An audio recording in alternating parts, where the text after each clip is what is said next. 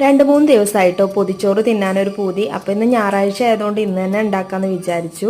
പയറുപ്പേരി ഉണ്ടാക്കി, പിന്നെ ചെമ്മീൻ ചമ്മന്തി അരച്ചു. നാളികേരവും ഉണക്കമുളകും മുളക് പൊടിയൊക്കെ കൂട്ടിയിട്ട് മിക്സിയിലാണ് കേട്ടോ ഞാൻ അരച്ചെടുത്തത്.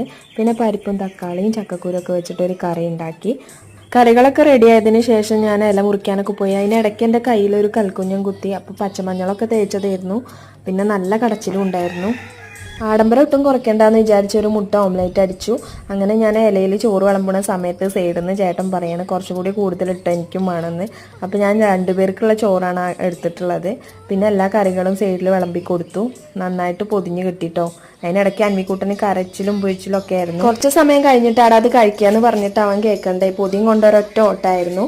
ആവേശവും ആക്രാന്തവും ഒക്കെ മൂത്ത് പൊതി തുറന്നത് നേരെ തല തിരിച്ച്. പുറത്ത് നല്ല മഴയായിരുന്നു കേട്ടോ. അപ്പോൾ മഴയത്ത് ഇങ്ങനെ പൊതിച്ചോറൊക്കെ തിന്നാൻ നല്ല രസമുണ്ടായിരുന്നു. അപ്പോൾ ഇന്നത്തെ വീഡിയോ ഇത്രയേ ഉള്ളൂ.